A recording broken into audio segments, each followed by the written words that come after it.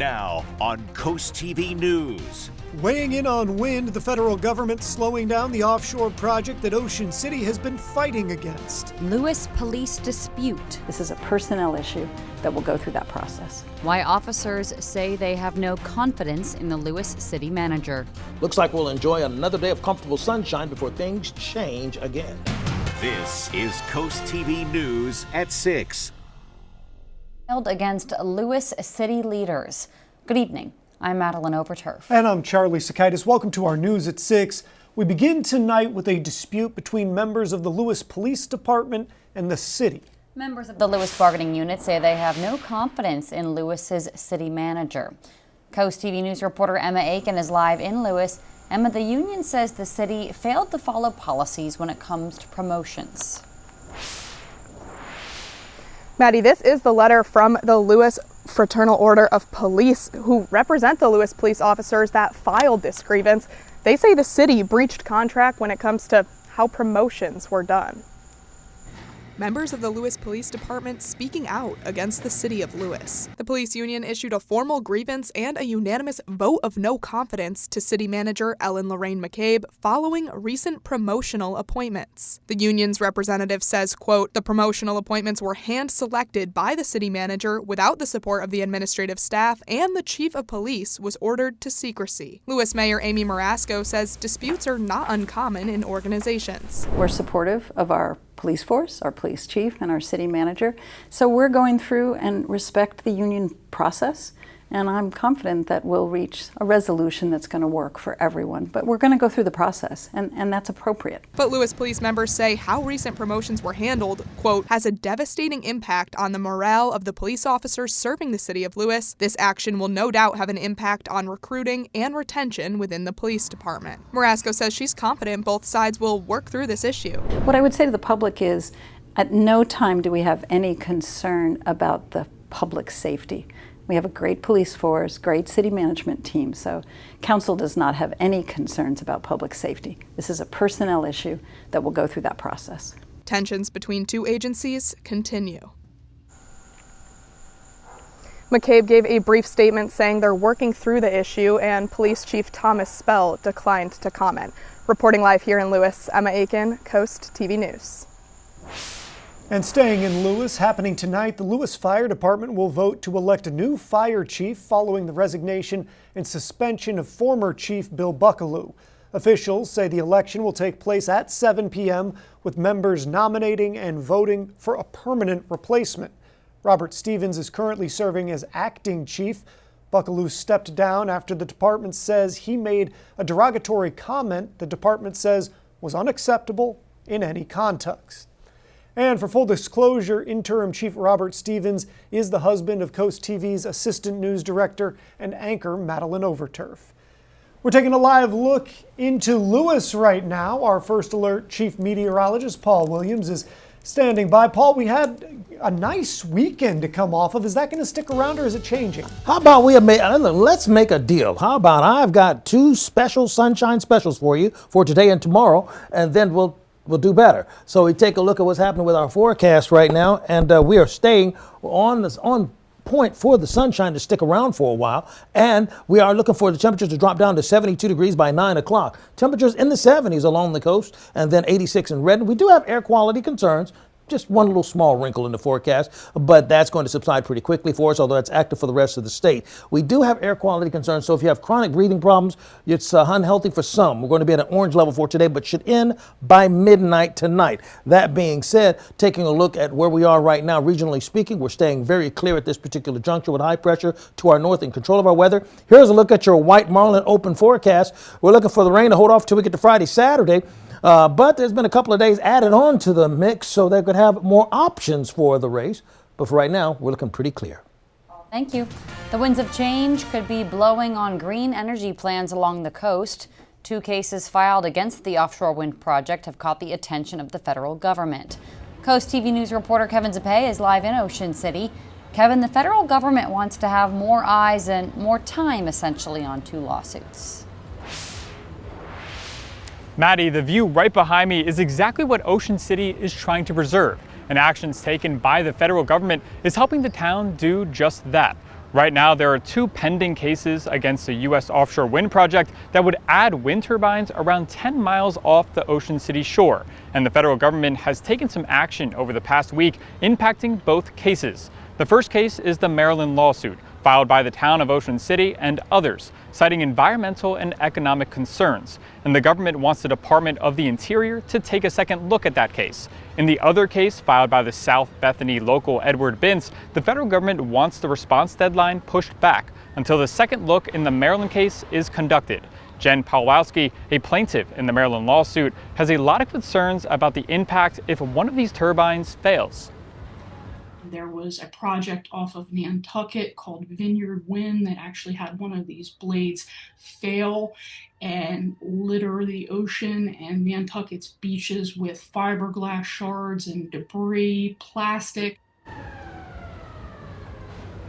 We contacted U.S. Wind on a possible interview on these 2 cases, and we have yet to hear a response. I'm Kevin Zappe, live in Ocean City, Coast TV News.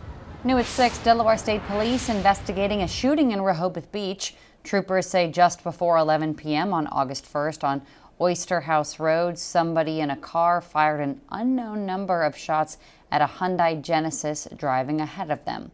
Good news, nobody was hurt, and police continue to investigate. Coast Guardsmen saved 2 people from a boat as it started to sink. According to the Coast Guard, the 24-foot boat began to take on water in the Indian River Inlet around 12:30 p.m. Monday. A pump got the water off the vessel before it was towed to shore. A wild horse was hit and killed by a car in Assateague over the weekend. The National Park Service says Gizmo, a 16-year-old bay mare you see here on your screen now, was killed around 9 p.m. Saturday on Bayberry Drive. The Park Service reminds drivers, slow down and be alert for wildlife of all kinds. Voters will cast their ballots tomorrow for the 20th District House seat in Sussex County. The 20th District covers most of Milton and Lewis. Now, Democrat Alana Berry and Republican Nikki Miller are running. The winner will serve the remainder of the term of that now vacant seat until November 2026. Polls are open from 7 a.m. to 8 p.m. tomorrow on Election Day. If you're not familiar, we're having a special election because the District 20 seat had been represented by Stell Parker Selby. Parker Selby missed every single day of the legislative session this year after suffering a stroke, and she resigned her post on June 24th. We have a lot more on the story right now on our website, CoastTV.com. That's also where you'll get a list of polling places for the district. And here's a little bit more about the 2 candidates running. Republican Nikki Miller, who lost the seat in 2024 by less than 250 votes, is a longtime educator and former Cape Henlopen High School principal. Democrat Alana Berry founded the Brian Allen Stevenson School of Excellence, a free public charter school in Georgetown. Berry also worked on policy and budget issues under former Delaware Governor John Carney. Delaware's General Assembly has set a date for a special session that's to address backlash over property taxes. The state's GOP says the recent reassessment raised average taxable home values nearly 400%. The biggest concern comes from the Newcastle County School District's recent moves in response to those tax bills. This session could address the residential tax burden tied to school funding after the first statewide reassessment in more than 40 years. House leadership says the special session will take place on August 12th.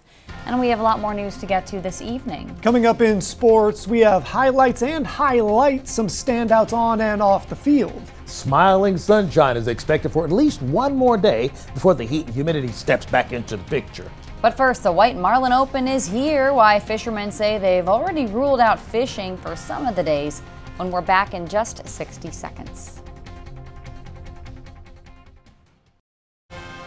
This is Coast TV News at 6. The White Marlin Open is here, but to the dismay of fishermen, some inclement weather is quickly closing in. At least it is offshore. Fishermen are expecting the conditions out at sea to get worse through the week. In fact, some of them have already ruled out fishing on both Thursday and Friday. But lucky for them, they can be a little patient because this year they have 2 more days they can choose to fish. In total, that would be 3 days out of 7 instead of the usual 5.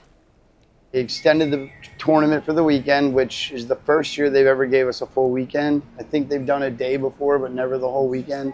And as of late last night, it looks like that tropical depression is going to be by us by the weekend. And Saturday, Sunday definitely look doable. There's going to be a lot of traffic, but you know, it is what it is. 282 boats entered into this year's tournament. 128 of them went out fishing today. And this brings us to our Coast TV poll. We want to know, what is the biggest tournament draw at White Marlin? Let's take a look at the results from last news hour. 51% say prize money. That's a lot of money. 25% say fun at the scales. 12% say prestige. 7% say good fishing. And 5% say helping the food bank, as a lot of the fishermen do donate their catches to the Maryland Food Bank. And if you haven't voted yet, or if you want to leave a comment about it, go to coasttv.com or use our mobile app. We will show you updated results tonight on Coast TV News at 11. In total, $7.3 million in estimated prize money. And we'd love to show you the leaderboards that are sponsored by Rudy Marine, but at the moment, and I quite literally checked just a minute ago, there are no fish on the scales. But here's the main categories we're watching. Of course, white marlin, the big kahuna, along with blue marlin and tuna. There's also wahoo, dolphin, and swordfish categories. I just also want to note for our maybe newer viewers, dolphin is not bottlenose dolphin. That's a type of fish, just so we're all aware of that. And there's also some small boat categories there for the fishing tournament. White Marlin Open leaderboard coverage is sponsored by RudyMarine.com, where family boating begins.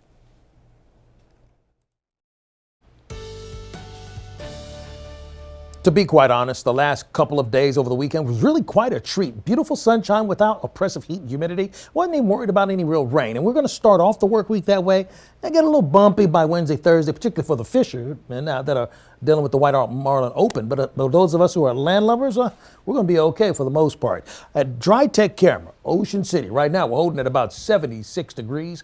And we're going to drop down to 71 as early as 9 o'clock with partly cloudy skies. Now it's mild through and through throughout all of Del Mar, but particularly in our neck of the woods. We're looking at 77 degrees in Bethany Beach as well as Rehoboth, but it's only 81 in Georgetown, 80 degrees in Gumboro, Laurel, and in Del Mar. The winds right now are coming off the water, coming out of the east, between 4 to 10 miles per hour, relatively just a comfortable breeze, if anything at all. So the muggy meter is playing in our favor. We're in the comfy zone for today and tomorrow. A little muggy on Tuesday going to Wednesday. We drop again to comfy by Thursday. Then by the time we get to Saturday, that's when we start upping the ante as far as the heat and humidity is concerned. So with it being so perfect, this is a great time to enjoy grilling outside with it being overly hot or humid. And you could invite your favorite weatherman to cook a vegan burger if you so desire. I'm not saying you're obligated to. We'll still give you the forecast for free right here. But we're going to look at it staying away from being extremely hot or humid. Now, there's a beach hazard statement. Watching out for beach erosion because the winds are a little bit more active and choppy down towards Ocean City. Now, this is going to stay in effect really for the next couple of hours, but it should expire pretty quickly. Another advisory or alert that we do have active is an air quality alert in Sussex. Now, this is staying in effect for today until like midnight tonight, meaning that we're at an orange level, so folks with chronic breathing problems could be a little difficult. So you want to kind of stay outside and keep the doors and the windows, take those and just take a breather from being outside on an extended period of time. But as far as the cloud cover and all that is concerned, we're looking relatively quiet. I mean, a stationary boundary well to our north, high pressure underneath it. So we're under the influence of a high pressure system that's going to keep it relatively quiet for us. So here's the storyline. For early this week, lots of sunshine, beautiful, pleasant, comfortable conditions, but that will change over as we go into the latter portions of the work week. You see, tomorrow we set up for 83 degrees in Lewis, Georgetown, Millsboro.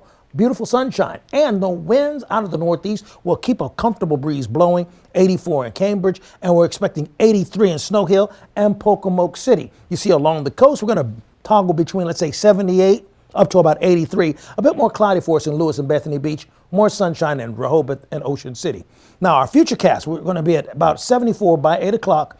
We'll rotate right into the 80s for tomorrow. Now, Tuesday evening, the latest model runs indicate it's going to be a little cloudy, and will stay cloudy going into all of Wednesday, to be quite honest. Don't be surprised if we catch a little random sprinkle on Wednesday, okay? We're just going to have that in the cards. But we're not looking at a magnificent chance for any rain, really holding off until, let's say, Saturday. And really Sunday is when I'm really expecting for the rain to come in and be a full throttle storm system pushing through going into Monday. So with that being the case, Chincoteague, cloudy Tuesday, Wednesday, more sunshine on Thursday. Assateague, 78 across the board, then 77. Fenwick Island, 79, 80, then back to 79 degrees with the sunshine making a comeback on Thursday. Then for Lewis, cloudy on Tuesday and Wednesday and some sunshine on Thursday. Here's a look at your extended forecast, and we stay below the norm for the next 6-7 days in a row. Delmarva Sports Network from the Wawa Studios. What's going on, sports fans? The Senior Little League World Series has concluded, but one local team made a magical run. Team Delaware had a perfect record, which led them all the way to the finals. It was a remarkable run from the ladies in the first state, but they eventually fell in the championship to Central 10-0. Congratulations to Team Delaware on a fantastic season. And big news for the Salisbury Seagulls.